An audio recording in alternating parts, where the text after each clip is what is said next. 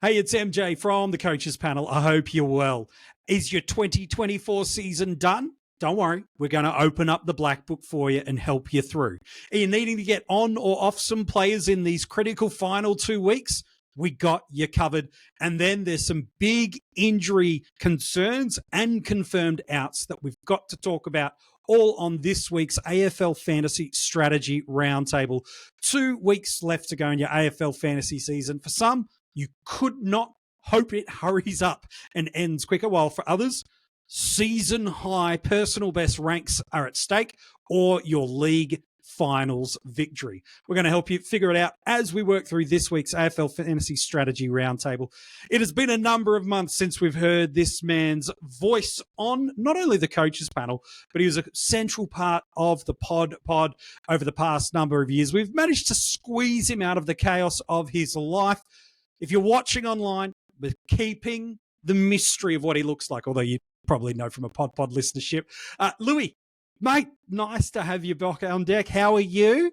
And a very interesting last 2 weeks in the AFL fantasy season for coaches, isn't it? I'm good, mate. Yeah, and it's certainly been a bit of a minute since I've podcasted last, so thanks for having me on.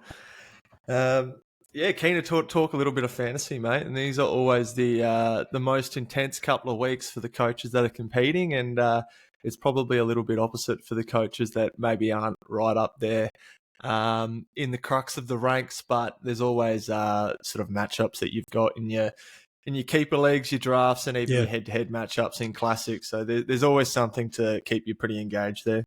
Well, and even if it literally is, man, I'm going to take some learnings for 2025 and I'm going to pick some players now that I just want to see what they look like in my team and do some strategies. So there is always something to play. But before we get to Harry Sheezel, we need to talk about him. With him a test for this week, we know Tim English is definitively out. Like I said, I do want to open up the 2025 Black Book and go through our hot and cold players that would be jumping on and off this week. We probably should talk loopholes. We know the benefit of AFL fantasy with the ability to edit trades and 2 trades a week of use them or lose them. It does give us the option to look at how we loophole players scoring, both with those who have early in the weekend fixtures and then those who sit themselves later through there. Are there any players and or teams that you're targeting or looking at based on the AFL fixture over the next fortnight that you go, yes, these are the types of players I'd be benching as an emergency option and then trying to loop on, and then conversely those that later in the round I'm looking to either trade into or flip onto my ground? Oh, I think there's certainly players which we'll get onto later on in the podcast in terms of who can come onto your ground to play a few of those loopholes. But in terms of how you can do it, there was a mate of mine, Jordan DeSena, who posted on Twitter a couple of weeks ago, actually, and he just let people know some of the teams that we're going to be playing on Sundays most often for the rest of the year. And those 2 were the Dogs and the Blues. So at the time were 3. That's obviously going to be 2 now. Yep. So you're probably going to want to be targeting. You shouldn't really need to downgrade for cover now. No. And maybe you do. You like to play it safe. But what I would be looking at now is looking at some of those basement guys for the Dogs and for the Blues who aren't going to be playing, who you can use on your field if need be to loop some of those better scores on. And if you're trying to sort of whistle down into what those players should be, if you can find a DPP where you can potentially swing from a forward and defence or a forward mid type, then those are the winners that you really want to be picking. Yeah, I think you're right. The Dogs, they're the first game of both Sunday for the fixture, so that's super helpful. While this week, the Blues are one of the last and then second last the following week. So you're right. Those are the 2 teams that if you're looking to maximize some loopholes and some scoring prospects, those are absolutely the guys to nail. So I think you and your mate Jordan are spot on with that. Maybe we should talk about Harry Sheezel while we're here, and maybe it lends itself to a little bit of fixture with North Melbourne having a Sunday fixture for us this weekend. Maybe we will know on Thursday night if he is indeed out. Frankly, I don't know why they would even get close to risking him. If there's any sense of doubt, he's nowhere near 100%. Like, why are you taking arguably your future captain into an element of risk matchup when your season is well and truly done. So I've no idea why they would do that, but let's assume he's named. Different if he's obviously out Thursday. Let's assume he's named and he hits that moment that Mateus Philippou owners experienced last weekend, where you see and hear that dreaded late out. What are our trade options? Obviously, the whole gamut of options in defence are available to us if he's missing Thursday, but using the Sunday laid out scenario, who are the players that you think are the viable parachute options? Should we need them if Harry Sheezel is a laid out this week? Matt, I reckon you've got a couple right off the bat, so I'll quickly throw that one to you and then I'll give you my thoughts on them. Oh, I got a couple. I think the fact that the Blues sit right in that sweet spot with a Nick Newman, one of those final matchups, has that Sunday, gives you the visibility nice and early. And a Newman, we know, has got 140 ceiling potentials about him. It does feel a little bit points chasing based on some of the last two kind of weeks that we've seen from him. But definitely Newman sits in that space of laid out panic. Absolutely go. If you're looking for an early fixture matchup in terms of negating the player that is potentially taking big scoring games away from you, you might be tempted to put a Lockie Whitfield if you want to play a bit more of a neutralised. And then, geez, if you want to go unique, I'm not saying I would do this, by the way, but if you want to sit in the unique spaces, you've got a West Coast Eagles and an Elliot Yeo type who was really valuable and popular for us at the start of the season. We know he's got 110, 120 potential, and you want to create some point of difference in either a rankings and or a league matchup.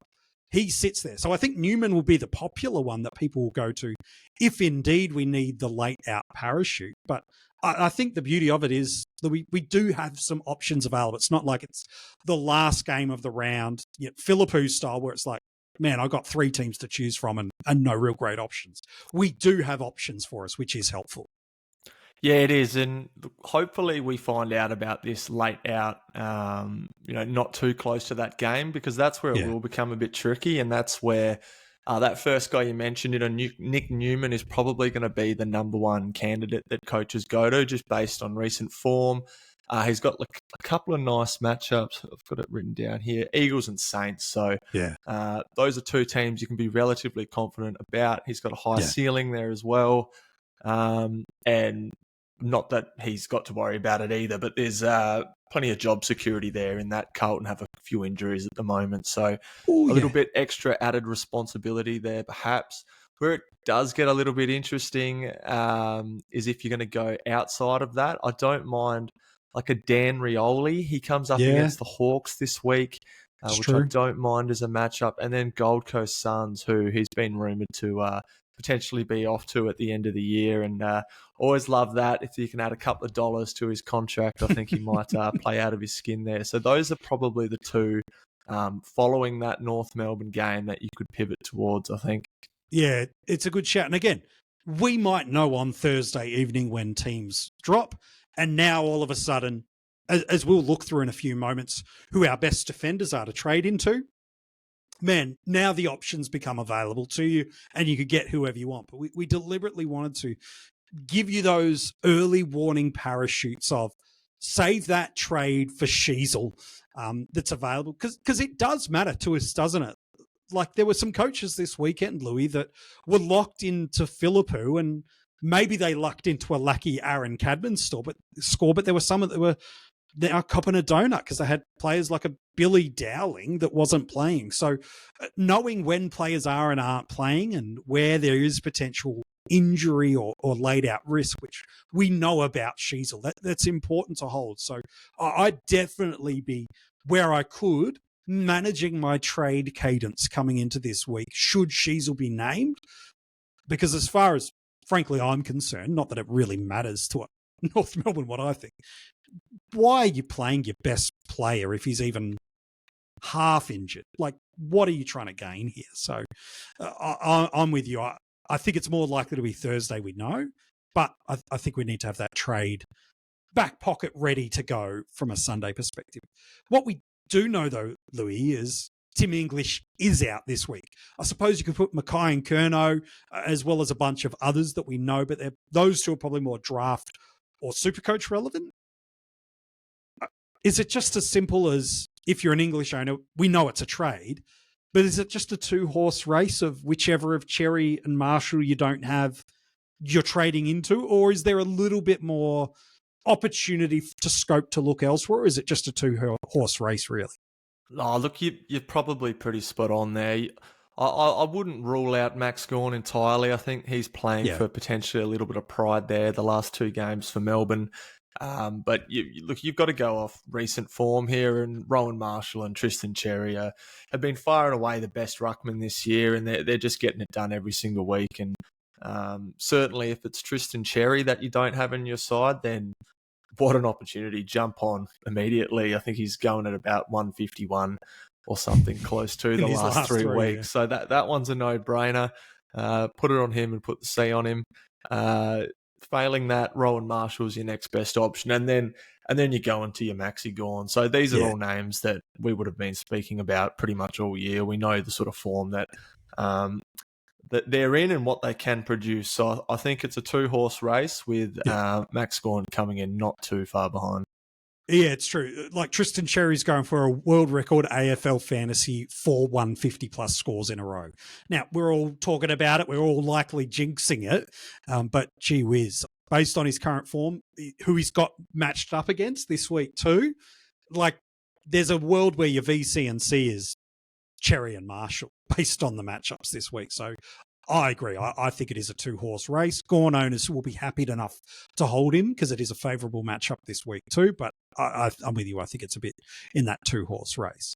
Well, in the premise of talking about who you're trading out, we did this last week with Jordox. I thought it might be an interesting exercise to bring in again for this week and look at the players who are you trading out this week? Now, with the high probability that you're not going to trade back into them. So it's guys that you look at this week especially, but half an eye to next week and go, oh, there's just something about this fixture that they have, the role that we're seeing some deviation, and then even just what their current form might be that's giving you enough cause for concern to jump off. And then we'll do the same, but for players that we'd be looking to trade into, whether it be 2 great matchups and a really positive one this week or the next couple of things. So we want to give you a bit of a hot and cold trade in and outs line by line. We might start with the trade outs in defense. Do you want to lead us off, Louis, with if you were trading out of a defender this week, who would it be and why? Yeah, I thought for this one I would go with someone who's pretty highly owned and has been pretty much for the whole season. He was an extremely popular starting pick, and that was Hayden Young. Look, his form hasn't been too off. I don't think anybody was really expecting him to be putting up consistent 100s every single week, and you're probably thinking that he's maybe overachieved a little bit all year. The only reason I've got him here is just because his first year in the midfield as a full-time midfielder, I think he's tiring just a little bit. I can see that with some of his efforts when I'm watching him play. And I just think that for Fremantle to fight and get into that top 8, they're not going to be passing it around doing that cheap stuff. And I think there's going to be a bit more of a reliance on some of their players who are maybe arguably more match winners, like a Sarong, a Jackson, a Darcy if fit, even a Brayshaw at times. I think they're going to be relying on those senior heads to really get it done in there. So for that reason, Hayden Young's probably a little bit unlucky there for me.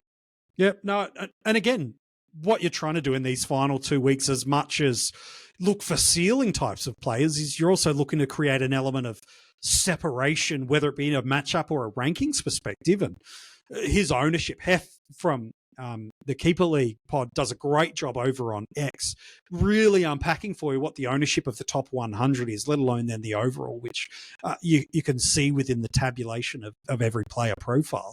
Like, that's really important. It's not just jumping on the unique that can create great matchups for you, but it's also getting off the popular guy that, based on form or fixture, as you mentioned a little bit of the eye test, you go, you know what, I'm not into that. I'll talk about Fremantle mids in a second, but it's not a great matchup for the next couple of weeks for them. So I like that shout. I think that's really good.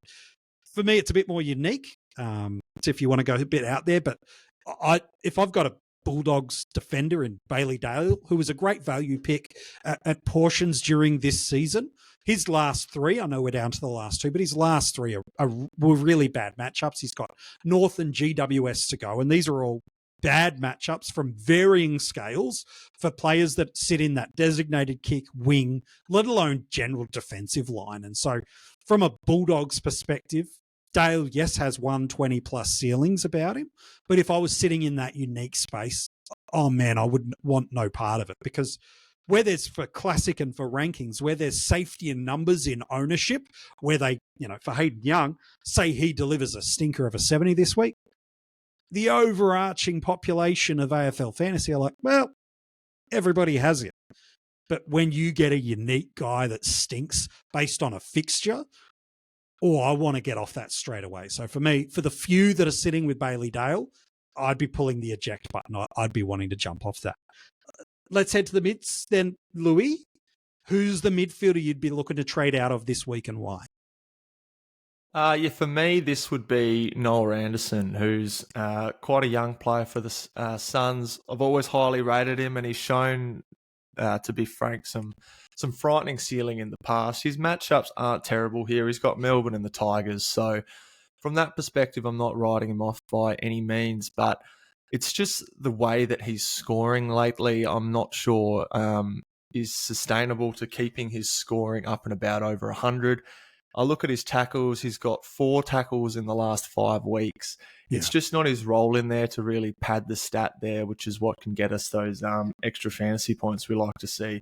Obviously, Matty Rowell is the one getting it done. He's looking at 7-8 tackles pretty much every single game. I think he leads the competition 4 tackles as well.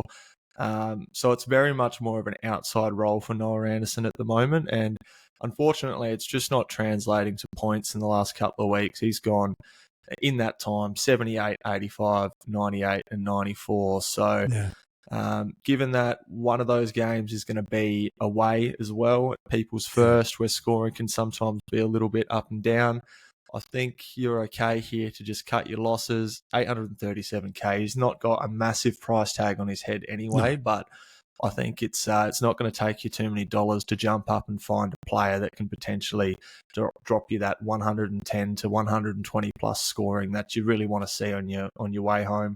Yeah, I really like that take. I'm keen to unpack that a little bit more with you, because we've talked about it, and I'm sure other content creators have talked about it too, that the last month from a fixturing perspective would indicate that Noah was a great trading option, let alone at the price point that you could have got into. What you said, Melbourne and Richmond, these next 2 weeks, I think he's gone about 110 plus average at home this season. So all these indicators are pointing towards hold, let alone trade into. But you bring up this interesting element, which is, yeah, they're all true and valid and absolutely indicative things that we could look at. But you're now bringing in the form and the other elements of the players in there too. And so while we're there, which of these variables do you hold with a greater value? Is it recent form? Is it opponent? Is it venue? Like, where do you take these mixtures and hold them together? Because while I agree with you, I also think a lot of would say, well, the fixture says trade into Noah, let alone now you're saying, look, maybe it could be a trade out here. Yeah, look, it's the impossible question to answer, really. All these things, you need to find a balance somewhere, and you need to create your own narratives in terms of what you believe. So for me, I've always been a big proponent of wanting my mids to tackle. If they're not getting too many tackles each and every week, and it was 5 in the last 4 weeks, would suggest that that's not his role. I go throughout the stat sheet, he hasn't had big tackle numbers all year, and when he has gone extremely large. So it's clearly that's where he's sort of losing his fantasy game. He's not struggling to find the footy. His marking is up as well, which, like I said, suggests he is playing a bit more of that outside game. There's every chance that he can drop that big score. But But I feel like those big scores do drop off towards the back end of the year, just from a general fantasy standpoint. Yep. I think the Suns are probably getting a little bit tired if we want to go into recent history throughout the years. Suggests that the Suns do drop off in that second half of the year. And Yep. to some extent, we probably have seen that. There's been an improvement there, but it's looking like they might be unlikely to play finals now as well. So, look, just factoring in all those aspects, for me, I think Noah Anderson's someone that's not going to burn you. He's not particularly highly owned. So on the other end of the spectrum, bringing him in is more likely to probably hurt you than what it is to send you up the rankings. And for that reason, that's why I'd be jumping off of Noah Anderson, who, if you picked him up at the right time, which was probably pre-buy or even just after when he got on a bit of a scoring run, it was probably a good pick, and it's been a tick so far. He hasn't necessarily burnt you, but no. At this point, you really need to find that sort of player that can sort of catapult you into wherever you need to be, whether it's contention or peg back some rankings or to win your matchup. And for me, I think Noah Anderson ticks that box. Yeah, it's a good shout, man. I love that perspective. For me, the mid I'd be looking to trade out is Andrew Brayshaw. I know he's been excellent, maybe not so much last week, but the prior 5 weeks to that, he's been one of the top scoring midfield premiums for us rolling around. But if I'm letting fixture being any level of indicator about what I think could come, he's got GWS and Port over the next 2 weeks based on a 5-week sample size, and probably closer to 10 weeks if I'm honest. They're 2 of the 4 hardest matchups for inside midfielders, and they're both bad matchups for transition scoring, which is where Brayshaw does still pick up a lot of his scoring elements. So for me, Brayshaw's been a great pick, certainly in this latter half of the season. But over the next 2 weeks, if I had the option, and it's very luxurious, and if, again, like all these trades we're making at the moment, the probability of backfiring is high. Just ask anyone that traded out of Nick Martin this week, for example. Didn't that backfire? That's the risks that we take at this point in time of the season of trading out guys with premium level potential, and it's why they've been in our team. So, but for me, if I was playing the fixtures, Brayshaw would probably be the mid I'd be jumping off. Louis, is the ruck's just as simple as, man, if you've got one of Marshall, Gawn, Cherry, you're probably not trading, and it really is only English or others that you're looking to trade out. Is it just that simple now for us? Yeah, I think it's as simple as that. I wrote down Brodie Grundy just for something different. I'm sure there's probably a couple of coaches that are still kicking around with him potentially, just had some other issues in their sides. So I've got him down here. I don't see any need for Sydney to not let him take it easy over the next 2 weeks and get primed for finals. So, easy one there, I think. And it's a good shout. You would be thinking along similar lines, I assume, with like a Tim English. I think so. Like there might be a few that are running Grundy, a few that might be running a Cameron or a Meek or something like that. But really, it's been a 5-horse race through our ruck line this year, and it really is, unless you've got one of those big 3, you're probably not looking to trade anyway, outside of Grundy or something like that. So I've got one out of left field for you. Ooh. What if you're running a Toby Nankervis who's going at 107? I think he's going perfectly fine, and it's a very luxury trade, but geez, aren't you nervous at the moment going against Marshall and Cherry every single week? Well, I think with that combination. Right. Yeah, there's every potential, even if Nank's dropping a 120, that he's still getting 10, 15, and in some weeks 30 points dropped on his head with a Tristan Cherry's recent form. So yeah, it's very luxury trade, but that is the point of the season we are, and the blessing and the curse of luxury trade is you think you might be making just a 10 to 15 point incremental gain. The negative is you could drop 50 or 60 points as a result of it. So as long as I think you pointed this out earlier, as long as your logic is sound and your reasoning holds water, well, this is the variable of football that we play. So yeah, I don't know if I'd trade out Nank, but geez, as people that are looking at Cherry and Marshall combinations and don't have them, you are hating it right now, especially if you're deep in league finals and rankings. Like it's tough if you don't own those two right now. That's for sure in AFL fantasy. Let's talk forwards, Louis, that we trade out. We're going to talk about trade-ins and black bookers in a second that we want to look for 2025. But is there a forward for you? Not saying you should trade these guys out, by the way, but rather saying if you had them, it would be a consideration. Are there any forwards for you you'd be saying, man, if you've got this guy, consider moving him on?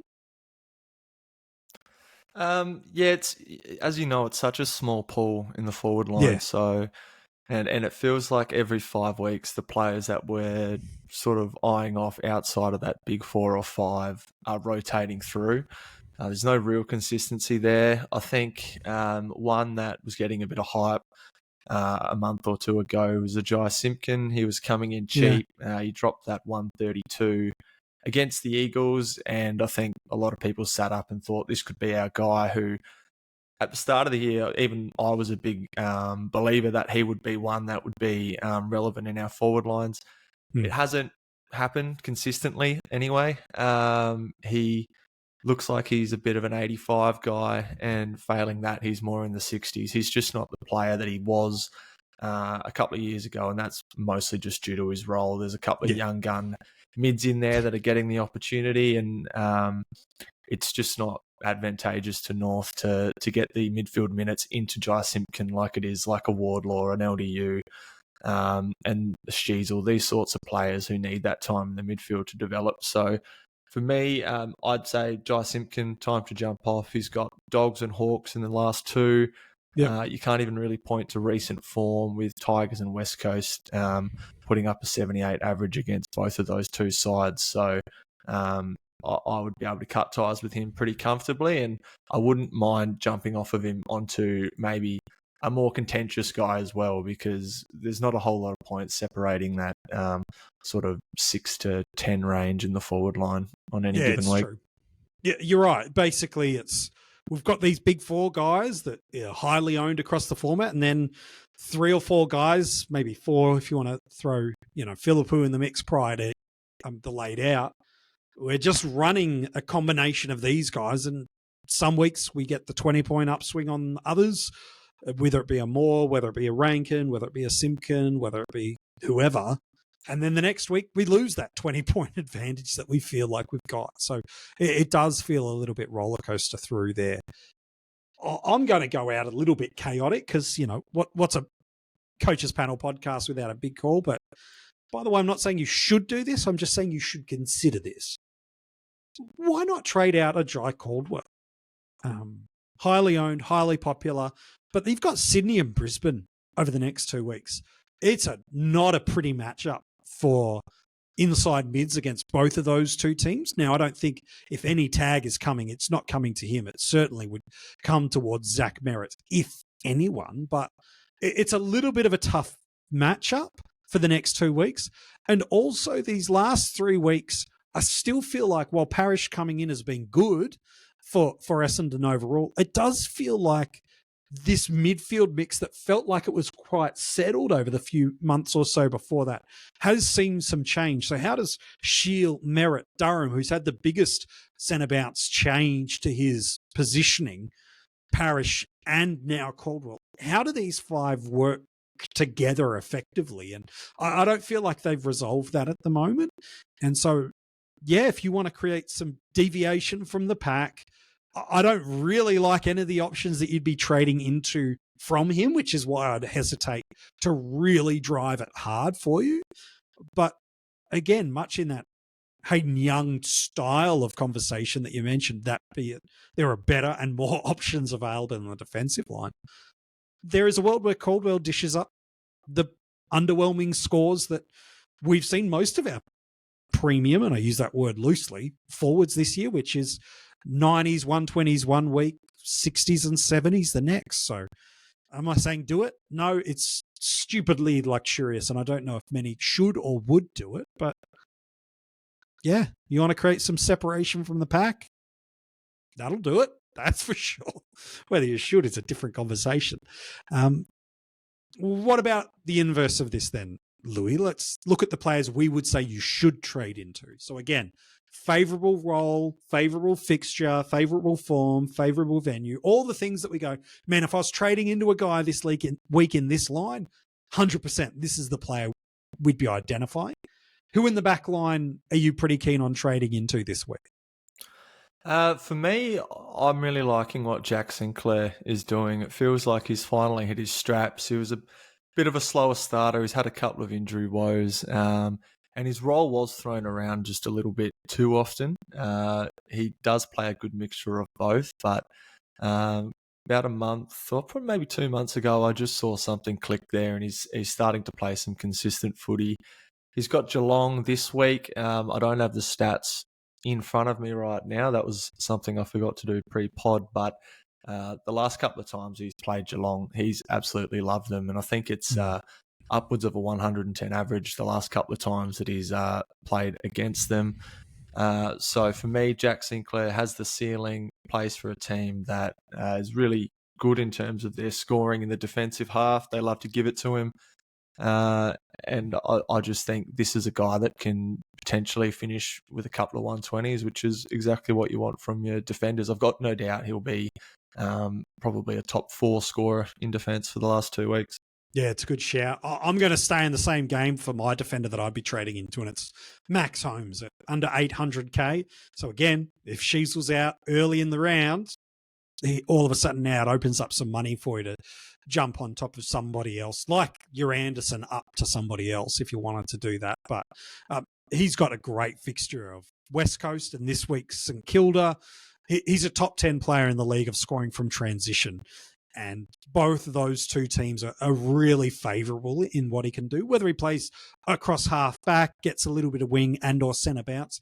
They do love to get the ball in his hands at any of those positional elements. And it wouldn't shock me to see him come out with back-to-back 110, 115 plus scores over these next 2 weeks. So for me, if I could get a piece of any defender this week, I'd look for a bit of Max Holmes. What about in the midfield? This is where we're hoping to maybe pop a big 120, 130 plus score. We might not need it as a VCC, but we'd love it in the midfield. Is there a premium midfielder you've got your eyes on for coaches to trade into this week? Yeah, there is. And one with a really large ceiling in Adam Treloar. So yeah, nice. We know what he's done all year, arguably his best year from a football sense, and it's right up there in terms of a fantasy sense as well, that he's played in his career. We've seen him go 140 plus multiple times. He's got North this week, who I assume give up big points to midfielders. I think he's a team that he'll beat up on a little bit here. And then in round 24, the Giants, who obviously have Bedford, who is going to tag Bont, I would presume there. That should let Adam Treloar get off the leash a little bit, and there's going to be a little bit of skin in that game potentially in terms of top 8. So that's one where I can see Adam Treloar really getting on his bike and trying to lift his team over the line if Bont can't quite do that, or if he's got someone else hanging off of him. So potentially there's some extra pill to go around within that midfield there. He's the sort of player that I can see going a little bit like Jack Sinclair, 120 plus over the next 2 weeks, which is exactly what you want to see from your midfielders.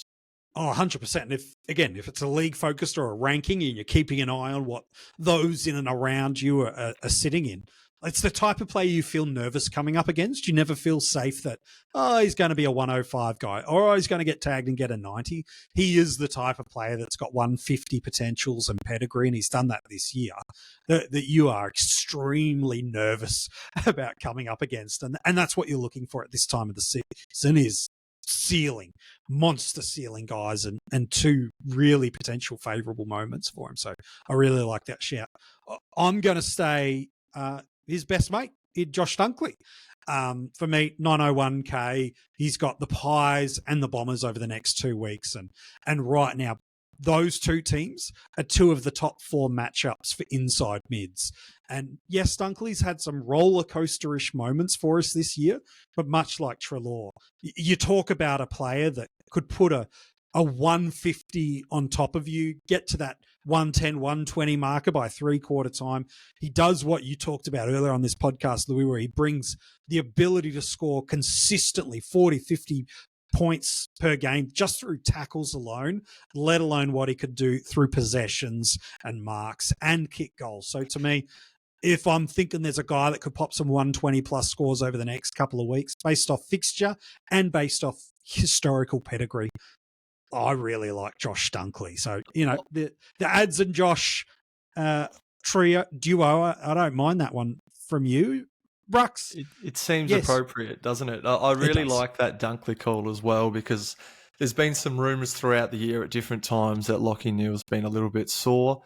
Yeah. Obviously, he's their Rolls Royce and who's going to be probably one of their biggest players in terms of getting them to a premiership. So I can see Dunkley really stepping up there and maybe, filling up a bit.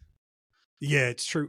Look, we kind of talked about the Rucks a little bit before, but Tim English owners are obviously pivoting off that with him confirmed to be out. The Tuesday late afternoon club injury list came out and confirmed it.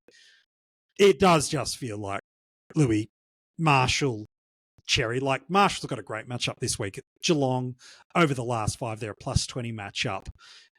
It's juicy and scary all at the same times. And I just don't know if you don't have Marshall or Cherry that you're probably trading into any other. And that's no disrespect to Gawn. It's more, gosh, these two are just so good at the moment, aren't they? Yeah, spot on. It's probably the easiest trade you'll make in fantasy this year. Yeah, no, it's true. All right, before we get to the Black Book and wrap up, let's give people a forward they could trade into. We've mentioned some guys you could jump off of. I'm not a huge fan of trading into F6 at the moment. I just don't think you're gaining much. But let's help people that aren't happy with their F6 upgrade that a little bit. Who are you trading into your forward line, if indeed you were looking for a forward this week? So mine may be a bit out of left field. I'm not sure I've seen him mentioned too much, but that being said, my finger hasn't been exactly on the pulse either. Matt Kennedy is one that I'm really liking. Coming off a 134, which is quite convenient, but did play an absolute ripper on the weekend. Has the West Coast Eagles and St Kilda in the next 2 weeks. In the previous 2 weeks, he's had pretty high midfield usage, which is good to see, going at 42 and 56%. As I mentioned earlier on in the podcast, there's been quite a few injuries at the Blues, so I'm not sure that sub-risk is necessarily as high anymore. I'm not going to rule it out by any means, but I think he's going to be a player who's a little bit more senior and talented enough that the Blues can rely on to see if they can edge into that top 8 and play some finals. It's he's got a 76 average, which is pretty low for a bloke that's gone over 100 6 times, and that's obviously been sub-affected over a couple of different weeks. But in terms of matchup, in terms of ceiling, I really don't mind this pick. I think this is one that you could take a fly on. I wouldn't necessarily really consider it if I was up there in the rankings. No. But if you had nothing to lose, if you maybe ranked, 2,000 and you think, okay, where can I take a fly? I really don't mind this one. I think it potentially has plenty of upside. Well, it's got upside at the price, but it really could pay dividends in terms of the scoring. Well, you mentioned that high ceiling game last week. I agree that the sub-risk is gone. Maybe there's a slight risk they play him in a key position prospect with no Mackay or Curnow, just given how good of an overhead mark he is. But I just don't think they can do that. He was the best Blues player on the weekend against the Hawks. So I'm with you. I think, man, you want to find a guy that's got 130 potentials about him, 6 tons this year. Yeah, I can't see too many really trading into him, so I really like that shout. I mentioned this player last week as a trade out. Ironically, talk about trading him back in. It's Luke Jackson with Fremantle insinuating that Darcy's done for the year. Don't know if it's publicly confirmed, but it is pretty much in every possible place that I can see, and maybe the club have come out and confirmed it, and I haven't confirmed that. But to me, Luke Jackson, stupidly cheap, and he goes at an average of 90 plus in the 9 games he's played this year without Sean Darcy. So to me, GWS and Port.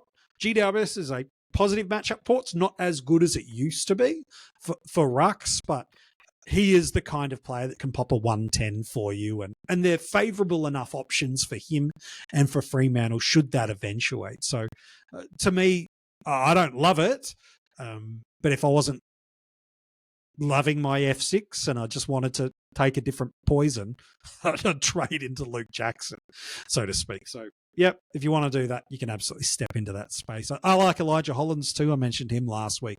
I'll still happily stand by that Carlton fixture that you've alluded to, let alone now the depleted injury list they've got. I think it's something, Louis, like 17 players on the active injury list for the club at the moment. It's unfortunately wild that a combination of poor form and injuries is probably going to rob this club of finals, which would be an absolute disaster for them. But it is unfortunately very much trending in a challenging way. Before we wrap up the podcast, let's open up the 2025 Black Book for coaches that could not give two stuffs about the rest of 2024 and are now just thinking about the 2025 pre-season. We want to give them something, let alone coaches, just to mark a player's name down, to give you a little insight about who we at the coaches panel are interested to watch what their 2025 preseason and ultimately position, price, all those things come into for the coming season. You got a name or two for us, Louis, that you just want to tell coaches, yep, put it in your AFL Fantasy Black Book for 2025? Yeah, I do. I've got one that's a little bit out of the box. I think there's quite a few players which most coaches would be putting straight in their black book. So I just wanted to go a little bit more unique. For me, it's Will Day, and he's currently averaging 79 at the moment. He's had an injury-interrupted year. He's had an injury-interrupted pre-season, coming off winning the Peter Crimmins medal last year. Obviously, the Hawks BNF. Average 96, so he's potentially 15 points underpriced going into next year. The role isn't really an issue. Hawks play an extremely tight midfield mix. You've pretty much got Newcombe, Warple, Nash and Day in there. Day's their future. He's still quite young. I'd be surprised if he was much older than 23. He's definitely going to be their player that they rely on and their future leader there. So I think in 2025, he's got all the potential to bounce back up to that 96 range, which 15 points in the midfield you would certainly tick off. I also think he's got that potential to break out into that 105 range potentially. And he was one that I sort of had penciled in this year to take that step up from 96. So keep an eye on him. If he does a full preseason this year, or rather next year, I think he's one that will not only bounce back, but potentially could exceed that and be a great starting pick for us. And quite often these players that are coming up through a team that has another level to go to. I know the Hawks are playing some great footy at the moment, but I think most AFL pundits would sort of say that Hawks are going to go better again and then, potentially better again. They're definitely on the up. So Will Day being a part of that, I think is going to be good for his fantasy scoring. Yeah, I love that chat. He is the perfect starting squad option for us next year, which is, if he pays off, man, we've got a 105 guy at a 80-ish price point. If he dies in the first week or two, well, we go and jump on the guy that pops. We get the Max Holmes of this year. We go and get the Will Setterfields of last year. And if he's meddling around the 90s, well, he's still going to make you 50-odd grand. So I think he's spot on the money for us for the type of player we want, let alone proven pedigree of he's got 110 potential over a 6-8 week stretch, let alone what he could do for a year. So I love that shout. I know not too many people are thinking about 2025 too publicly just yet, but this is why we do our Black Bookers over the final month of the year. It's just a name. You put it down and you can come back and look at it in December and January of the coming preseason. For me, I want to put a giant caveat on the name I'm about to say, and the reason is simple. If he gets traded, then I'm in on this guy. If he stays, and when I say traded, I mean he's a free agent. If he moves clubs, I'm keen. If he stays put, well, he's still in the Black Book, but my interest dwindles a little bit. I want to put Isaac Cumming in the black book for 2025. He's played 4 games this year. He's now had back-to-back seasons averaging in the 60s. As a result, his price will be linked to his 2023. So it's about a high 60s average. So you slap a really juicy discount on top of that, we could potentially getting a guy in the 50s range. And he was just 2 years now removed where he went 90 plus for us in AFL fantasy. So if he moves, and it does look like Port Adelaide is the leading club, especially with the potential Dan Houston move over to Melbourne, all of which these have just been purely rumour and innuendo. But geez, and Isaac coming off a discount, which is already based off 25 points of value based on what we know he can do. So 20 points of value plus the discount if he lands at a new club that need a run and carry distribution and good ball user. Yeah, I want every piece of Isaac coming in my side. So yeah, I'm interested in that. Louis, what's your take? You're the pair supporter of the panel. Should Houston go? And it's a big variable that's not confirmed yet. Neither should it be, given where Port Adelaide's season is still very nicely tracking. Is Isaac someone that could fit that void for you, or does a Farrell hold that spot instead? I think there's a lot of points up for grabs if Houston's on the way out. So I do like it. I think at the price point, you're not going to go too wrong there. I'm not sure where it'll be. I imagine it'll be sort of close to what we had as Zach Williams this year, maybe even a little bit less. Back-to-back seasons, 85 plus a couple of years ago, is going to be looking for opportunity. That new club bounce, I think there's definitely a strong case to be made for him. Port defenders sort of all go at about that 75 to 85 range. They share it around quite a bit, and that would be plenty to warrant the pick. I think Kane Farrell maybe has a bit of a bump. I think Bergman is probably due for a bit of a bump. He's one that I'd be looking at in keepers pretty strongly with Dan Houston out, but coming into that mix as well, I think is a seriously good shout. So yeah, I find it hard to believe, given his fit and at another football club, that he won't be a part of most coaches' defensive lines. Yeah, no, it's fair enough. Hey, mate, we've loved having you back on the podcast this week, and certainly have missed you throughout the 2024 season. A lot of life has happened for you, but we're super glad that you can make some time for us on this episode. We can hear your dulcet tones, and certainly hope to see and hear a little bit more of you in 2025. Thanks for being back on the Coaches Panel AFL Fantasy Roundtable, mate. Thanks for having me, mate, and thanks to all the listeners for tuning in as well. If you want to go and check out this podcast, you can as a YouTube episode. The video is out every single AFL Fantasy Strategy Roundtable. Just simply search and then subscribe to the Coaches Panel out on YouTube, and then making sure you're picking up. There's shorts that drop every couple of days over there. So it's not just the long form videos, but there's shorts available. Subscribe, get those notifications on, because while your 2024 season might be wrapping up, when the trade period gets cracking, we drop a video episode. It is exclusive to YouTube, exclusive video for every single player that moves clubs. We give you our first take thoughts on that. So make sure you go and check that out. If you haven't subscribed and given a positive 5-star rating and review, wherever you get your audio podcasts, make sure you do that as well. And our Patreons get plenty of content, not only during the season proper, but during the off season. Starting in October, Kane and myself drop our top 50 keeper ranks, break the players down into 8 tiers, and over a 2-month period, we tell you who we think are the most valuable 50 players in keeper leagues and why. Make sure if you do play keepers, you don't want to miss this series. Now, I think we're up to our 4th year of doing it. It's probably one of my favorite episodic things that we get to be a part of here at the Coaches Panel. So if you play keepers, or you just want a little bit of an early insight into the players we are highly valuing and why, that might give you a little early insight into 2025's rankings, then maybe just worth subscribing to that. All the details of where you become part of our Patreon, as well as all of the links to get in touch with us, are in the description of this video. Can you believe it? There's just 18 games of AFL fantasy to go in your 2024 season.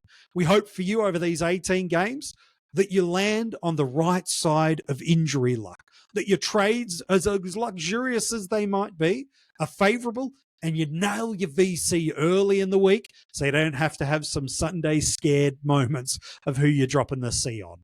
Good luck in your preliminary final or maybe even your grand final league matchup this week. If you're in the top 100 or pushing for it in AFL Fantasy, we hope you go well this week, and we'll be back with you one last time, this time next week, giving you our final AFL Fantasy Strategy Roundtable focused on 2024.